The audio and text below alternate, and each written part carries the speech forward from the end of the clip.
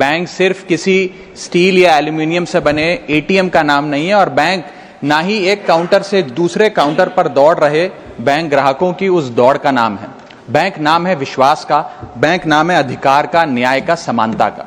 लेकिन पिछले कुछ वर्षों में यह विश्वास जो ग्राहकों का बैंकिंग व्यवस्था में था, वो कहीं ना कहीं कमजोर होता नजर आ रहा है, और उसके कुछ बुनियादी कारण, बहुत ही बेसिक कारण आज मैं इस सदन में आपके माध्यम से सरकार के सामने रखना चाहूंगा। सबसे पहला, पुअर कस्टमर सर्विस। यदि आज किसी ग्राहक को सरकारी बैंक में किसी काम से जाना हो, तो मान लीजिए उसके ग्रह खराब चल रहे हैं और दिहाड़ी भी खराब होगी। कोई नौकरी पेशा आदमी हो तो ऑफिस से छुट्टी लेनी पड़ती है, कोई स्टूडेंट हो तो प्रैक्टिकल का एग्जाम मिस करना पड़ता है, यहां तक कि साधारण सी पासबुक अपडेट कराने भी जाना हो तो वो भी एक संघर्षशील सफर में तब्दील हो जाता है। मैडम, आप जब किसी सरकारी बैंक में घुसते हैं तो ऐसा लगता है कि 80 या 90 की दशक की किसी इमारत में आ गए हैं, जहां पे दीवारें उखड़ रही होती हैं, पंखा अपनी मर्जी से चलता है और लाइनें रेल टिकट से भी ज्यादा लंबी होती हैं। इसके बाद जब आप काउंटर नंबर 1 पे पहुंचते हैं तो बताया जाता है काम यहां नहीं होगा, काउंटर नंबर 4 पर जाइए। जब काउंटर नंबर 4 पे जाते हैं तो बताया जाएगा यहां पर भी काम नहीं होगा, फर्स्ट फ्लोर पर जाइए। और जब आप थके हारे फर्स्ट फ्लोर पर पहुंचते हैं तो बताया जाता है कि लंच हो गया है, लंच के बाद 2 बजे आइएगा। 2:15 पहुंचते हैं तो बताया जाता है कि लंच एक्सटेंड हो गया, अभी कर्मचारी गुलाब जामुन खा रहे हैं। यह व्यवस्था है कस्टमर सर्विस की एक सरकारी बैंक में। और आज हम जहां चांद पर पहुंच गए, यूपीआई से गोलगप्पे खरीद रहे हैं, लेकिन हमारी सरकारी बैंकिंग व्यवस्था 80-90 के दशक से बाहर नहीं आ पा रही है। अभी आरबीआई के गवर्नर ने हाल ही में एक प्रेस कॉन्फ्रेंस कर वित्तीय वर्ष 23-24 की रिपोर्ट जारी करते हुए कहा कि 95 स्केड्यूल्ड कमर्शियल बैंक्स में एक साल में, एक वित्तीय वर्ष में 1 करोड़ से ज्यादा कस्टमर सर्विस से संबंधी कंप्लेंट्स आई हैं। और ये तो वो कंप्लेंट्स हैं जिन लोगों को पता था कंप्लेंट कैसे दर्ज करानी है और उन्होंने दर्ज कराई। न जाने ऐसी कितनी कंप्लेंट्स होंगी जो सिस्टम में कैद ही नहीं हुई। इसी के साथ साथ बैंकिंग कोड और स्टैंडर्ड्स बोर्ड ऑफ इंडिया का एक सर्वे बताता है कि 45% बैंक कस्टमर्स बैंकिंग व्यवस्था से डिससैटिस्फाइड हैं, असंतुष्ट हैं। और मैं चाहूंगा आपके माध्यम से सरकार के कानों तक ये बात पहुंचे कि डिजिटल सर्विसेज का एक कस्टमर सेटिस्फैक्शन ऑडिट कराना चाहिए सरकारी बैंकों का, कि क्या हमारी सरकारी बैंकों की वेबसाइट का इंटरफेस या मोबाइल एप्लीकेशंस सरल हैं, अच्छी हैं, या कस्टमर्स उससे त्रस्त हैं। दूसरा बड़ी समस्या है रूरल इंडिया के अंदर limited access to banking infrastructure. आइए गांव की ओर चलते हैं। मैडम, क्या हमारी बैंकिंग व्यवस्था ग्रामीण इलाकों तक पहुंच चुकी है? नाबार्ड की एक रिपोर्ट बताती है कि 50% of rural India is still suffering from lack of adequate access to banking. Financial inclusion index की आरबीआई की 2020 की रिपोर्ट बताती है कि ग्रामीण भारत में हर 100 में से मात्र 54 लोगों तक ही हमारी बैंकिंग व्यवस्था जैसे तैसे पहुंच पाई है, और 30% से ज्यादा रूरल हाउसहोल्ड आज भी ऐसे हैं जो पूरी तरीके से अनबैंक्ड हैं। और मैम, बैंकिंग की ग्रामीण इलाकों में अगर बात करें तो बैंकिंग व्यवस्था ने ग्रामीण इलाकों के साथ सौतेला व्यवहार किया है। पहले तो बैंक की ब्रांच गांव के पास नहीं है। जब वो बूढ़ा आदमी भोला भटका बैंक की 5-10 किलोमीटर दूर ब्रांच तक पहुंचता है तो पता लगता है कि बिजली गुल है।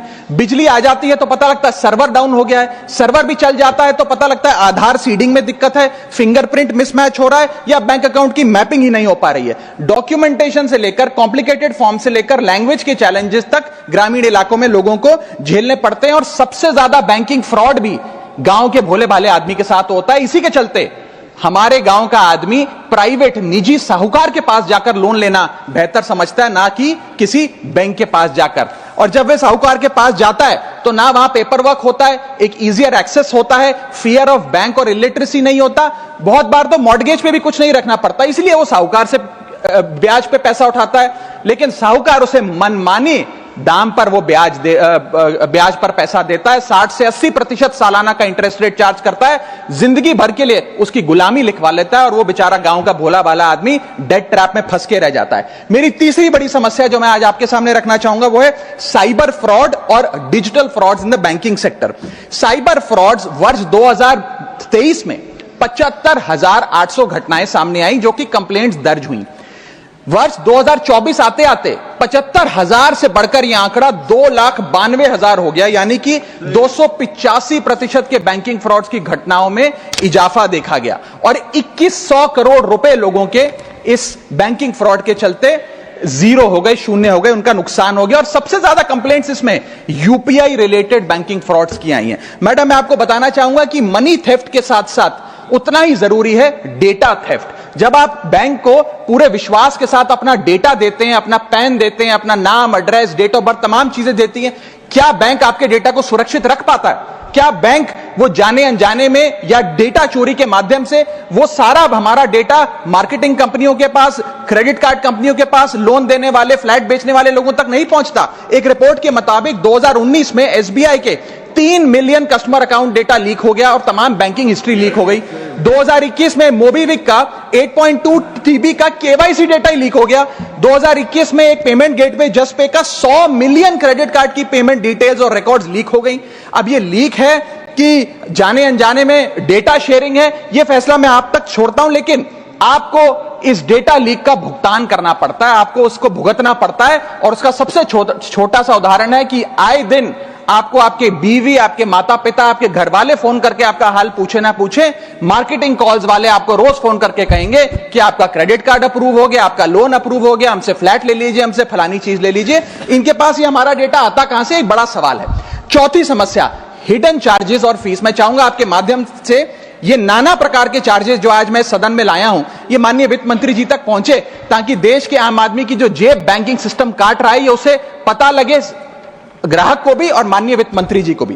पहला, मिनिमम बैलेंस पेनल्टी। यदि आप न्यूनतम बैलेंस नहीं रखते हैं तो 100 से 600 रुपए प्रति माह बैंक आपका काट लेता है। इस चार्ज को लगाने के बाद बैंकों ने वित्तीय वर्ष 22-23 में 3500 करोड़ रुपए मिनिमम बैलेंस पेनल्टी के नाम से लोगों से वसूले हैं। मैडम, दूसरा चार्ज, एक्स्ट्रा एटीएम यूजेज। आपको एटीएम ट्रांजैक्शन के लिए 2 से 3 की मोहलत मिलती है, 2 से 3 की इजाजत मिलती है बैंकों द्वारा। अगर आप चौथा, पांचवा ट्रांजैक्शन कर लें तो हर ट्रांजैक्शन पे 20 रुपए एटीएम चार्ज आपको देना पड़ता है। इनएक्टिविटी फी 100 से 200 रुपए सालाना, यानी कि अगर बैंक आप बहुत ज्यादा अपना अकाउंट यूज नहीं करते हैं तो बैंक इनएक्टिविटी के नाम पे भी चार्ज लगा देता है। फिर बैंक स्टेटमेंट आप मंगवाते हैं तो बैंक स्टेटमेंट इशुएंस चार्जेस के नाम पर आपसे 50 से 100 रुपए लेता है। फिर आप कहते हैं हमें एसएमएस अलर्ट के माध्यम से मेरे बैंक के खाते में क्या आ रहा है उसकी जानकारी मिले, तो एसएमएस अलर्ट चार्जेस के नाम पर भी प्रति क्वार्टर 20 से 25 रुपए आपसे लिया जाता है। ऑनलाइन पेमेंट करेंगे एनईएफटी की तो ट्रांजैक्शन फी भी ली जाती है। जबरदस्ती आपको पहले लोन बेचते हैं और फिर उसके बाद लोन प्रोसेसिंग फी के नाम पर 1 से 3% लोन अमाउंट का काट लेते हैं। और जब आपकी किस्मत ठीक चल रही हो और आप समय से पहले अपना लोन बकाया जो है उसका भुगतान करने बैंक पहुंच जाएं तो loan pre closure charges, early payment penalty के नाम पर भी बैंक आपसे पैसा वसूलता है। साधारण सा सिग्नेचर बदलवाना हो, नॉमिनी की डिटेल्स बदलवानी हो, उस चेंज पर भी 200 रुपए प्रति ट्रांजैक्शन के नाम पे बैंक आपसे पैसा वसूलता है। और डिमांड ड्राफ्ट, पे ऑर्डर बनाने जाएं तो 100 से 200 रुपए प्रति डिमांड ड्राफ्ट आपसे पैसा वसूलता ही वसूलता है। यानी कि कस्टमर्स की जेब काटी जा रही है और कस्टमर्स को पता भी नहीं लगता कि कितना पैसा बैंक इन नाना प्रकार के चार्जेस के चलते आम आदमी से वसूल रहा है। मेरा पांचवा और आखिरी point madam, insurance and investment product miss selling. अपने क्वार्टरली या मंथली टारगेट्स पूरा करने के लिए बैंक के एग्जीक्यूटिव मिस सेलिंग करते हैं, गलत प्रोडक्ट लोगों को बेचते हैं। यह भी एक प्रकार का हनी ट्रैप है। मीठी मीठी बातें कर भोले भाले मासूम लोगों को ऐसे प्रोडक्ट्स बेच दिए जाते हैं जिनकी जरूरत उन्हें है ही नहीं। IRDAI, insurance regulatory development authority of India की एक रिपोर्ट बताती है कि 3.5 लाख सालाना कंप्लेंट्स में से 20% कंप्लेंट्स सिर्फ और सिर्फ मिस सेलिंग की, गलत प्रोडक्ट बेचने की उन्होंने दर्ज करी हैं। सेबी की एक रिपोर्ट बताती है कि 30% इन्वेस्टर मिसलीडिंग इंफॉर्मेशन का शिकार हैं। और म्यूचुअल फंड्स की मदर बॉडी, जिसे association of mutual fund of India कहते हैं, वो बताती है कि 23%, मैं खत्म कर रहा हूं मैडम, 23% इन्वेस्टर ऐसे हैं जिनके पास वो प्रोडक्ट्स हैं जो उनके रिस्क प्रोफाइल और फाइनेंशियल गोल से मेल ही नहीं खाते हैं।